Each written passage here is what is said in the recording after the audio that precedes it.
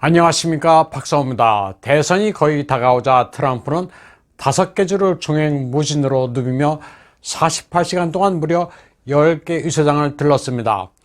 지금까지 사전투표는 9,300만 명이 넘어 2016년 대선 총투표수의 65%에 달했습니다. 지난 주말 바이든을 돕기 위해 오바마가 미시건에 나타났습니다. 그런데 현장 상황은 오바마를 당혹해 했습니다. 마이크가 이유 없이 꺼졌고 관중들이 갑자기 우리는 트럼프를 원하며 그가 4년을 더 하기를 바란다고 외쳤습니다. 심지어는 바이든은 범죄자다, 법의 심판을 받아야 한다고 외치는 이도 있었습니다. 민주당의 지지 기반이 그대로 붕괴되는 현장이었습니다. 바이든은 4년 전 힐러리의 전철을 밟지 않기 위해 펜실베이니아에서 유세를 했습니다. 그러자 트럼프는 더욱 기세를 올렸습니다. 트럼프가 플로리다에 새벽 12시 반에 나타났습니다. 이에 앞서 트럼프는 미시건, 아이오와 노스캐롤라이나, 조지아를 거쳐 플로리다를 누볐습니다. 74세의 고령이긴 하지만 트럼프는 우한 폐렴 이후 더욱 강해졌습니다. 전혀 지친 기색도 없이 수많은 유세 일정을 소화했습니다. 미시건에서 연설할 를 때는 기온이 0도까지 내려갔습니다. 강풍에다 눈발도 휘날렸지만 굴하지 않았습니다. 트럼프의 연임 가능성은 중공을 안절부절 못하게 만들고 있습니다. 미국 매체 폴리티코는 소식통을 인용해 트럼프가 연임하면 현 정부의 강요들을 바꿀 것이라고 전했습니다. 소식통에 따르면 국무장관 폼페오와 재무장관 무누신은 연임 가능성이 높습니다.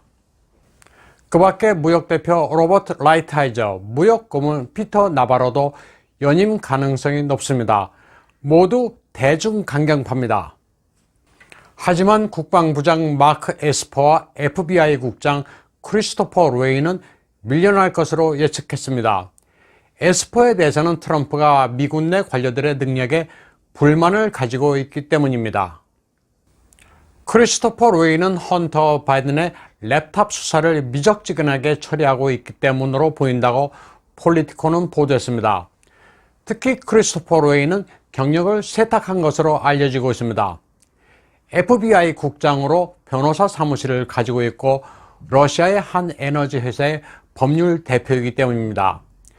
바이든 부자가 이 러시아 에너지 회사의 지분 14%를 다른 나라에 팔아 미국의 대러시아 제재를 회피한 바 있습니다.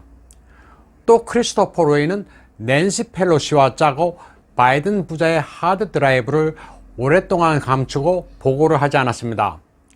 게다가 민주당과 공모해 트럼프 탄핵에 발을 걸친 게 드러났습니다. 또 트럼프의 아들 에릭을 미행하며 3년 동안이나 뒷조사를 했습니다. 트럼프 행정부에서 철저하게 이중 플레이를 한 인사가 크리스토퍼 로웨이입니다. 트럼프가 강요들을 충성파로 바꾸면 중공에 대해 더욱 강경하게 될 것은 너무나도 자명합니다. 이번 미 대선은 그 어느 때보다도 투표율이 높을 것으로 보입니다. 10월 27일 플로리다에서는 산통을 느낀 산모가 투표부터 하고 병원에 들어가 출산한 에피소드가 있을 정도로 투표 열기가 높습니다. 11월 1일 월스트리트저널과 NBC는 트럼프가 전국 여론조사에서 바이든의 10% 뒤지고 있다는 여론조사를 발표했습니다. 그러나 이와는 반대로 비밀 여론조사기구의 분석가인 그렉 루비니는 트럼프가 406대 132로 바이든을 대파할 것으로 예측했습니다. 일반적인 조사에서도 뉴욕과 캘리포니아에서만 트럼프가 뒤질 뿐입니다.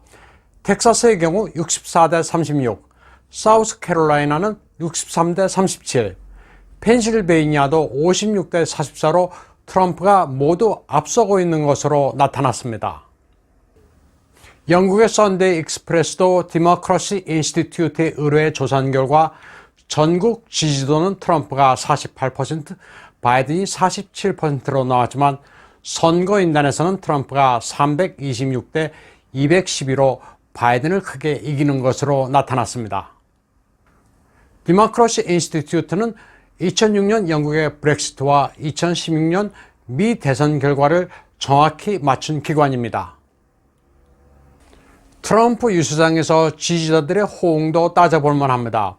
백악관 경호국에 따르면 펜실베이니아 유세장에는 5만 7천 명이 운집했습니다.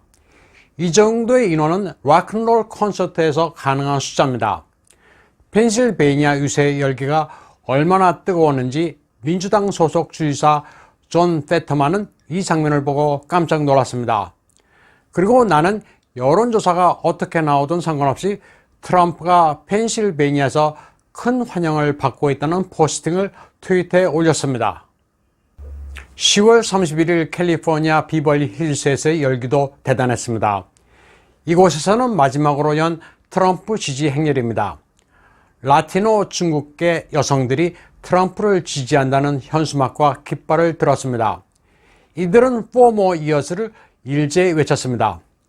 파란색의 민주당주인 캘리포니아가 붉게 물들었습니다. 텍사스 휴스턴에서도 트럼프 팬들의 차량 행렬이 펼쳐졌습니다. 자동차들은 11km나 이어졌습니다. 멀리서 이 시위에 참여하기 위해 3시간이나 운전해서 온 이도 있었습니다. 미국의 선라이즈 무브먼트라는 기후변화 반대 조직이 줌 화상회의로 미 대선 직후 폭동을 벌이기로 했습니다. 워싱턴 DC를 마비시키기 위해 BLM 같은 좌파 조직과 함께 민주당원과 연방정부 공무원, 정보기관 하청업체 등의 도움을 받아 여러 단계에 걸친 정변을 획책했습니다. 줌 화상회의에 등장하는 선라이즈 무브먼트 조직원들은 다양합니다. 매니지먼트 분석가부터 전 국가안전기관 종사자, 국토안전부의 하청업체 담당자도 있습니다. 이들은 주류 매체와도 짜고 정보를 빼내는 작업도 합니다. 사실 은폐가 어떻게 이루어지는지도 논의합니다. 그런가 하면 외부 단체가 어떻게 정변을 일으킬 연방 공무원들과 내통하는지도 이야기합니다. 그들 소유의 상점과 사무실도 정변에 동원될 아지트로 사용된다고 밝히고 있습니다. 선라이즈 무브먼트는 11월 4일부터 워싱턴 DC와 다른 미국의 주요 도시에서 취임식까지 소요 사태를 일으킬 작정입니다. 정변을 일으키면 11월 5일 BLM 광장에 집결해 백악관으로 쳐들어가 봉쇄한다고 이야기합니다. 백악관 주변을 어떻게 포위할지 지도까지 작성했습니다. 그리고 각 조직별로 어느 구역을 맡아 어떤 행동을 취할지도 논의했습니다. 6일에는 워싱턴 DC의 포위 구역을 더욱 확대합니다. 이들은 오랫동안 정변을 연구해왔습니다. 경찰서와 정부 청사들이 어디에 있고 누가 트럼프의 지지자들이며 의원들인지 구별하는 요령도 연구했습니다. 트럼프 편이 외부에서 도착하는 경우에 대비해 공항과 열차역에서 기다리고 있다가 돌려보내는 작전도 세웠습니다. 어떻게 하면 효율적으로 사회 위기를 조성할지 골몰하고 있습니다. 총기를 가지고 있어야 건물을 쉽게 점거할 수 있으며 여기에 자원하는 이들을 적극 지원한다고도 합니다. 트럼프가 이기든 바이든이 이기든 좌파가 도시를 접수한다는 게 이들의 속내입니다. 이제 전 세계의 운명에 걸린 미 대선이 몇 시간 남지 않았습니다. 이번 미 대선만큼 전 세계가 땀을 쥐고 지켜볼 선거는 없습니다. 소련 해체 후 미국과 서방 세계의 거대한 도전으로 등장한 중국 공산당이 어떤 길을 걷게 될지도 이번 선거에 전적으로 달려 있습니다. 중공의 촉수가 1대1로를 통해 유라시아와 아프리카까지 뻗어 있고 동북아 정세에도 영향이 지대하기 때문에 미국의 대중 정책에 따라 전 세계 정치 지형이 변하게 됩니다. 미국과 서방 세계로서는 가치관 그리고 선과 악의 전쟁이기도 합니다. 미 대선은 세계사를 다시 쓰게 될 거대 이벤트입니다. 트럼프가 연임에 성공하면 국제 질서가 아예 새로 재편됩니다. 기존의 유엔과 그 산하의 WHO, WTO가 어떤 식으로든 경천동잘 변화를 겪게 될 것이며 세계 정치, 경제, 환경, 에너지 부문에서도 지금까지 없었던 큰 변화가 생기는 계기가 될 전망입니다. 오늘 방송은 여기까지 하겠습니다.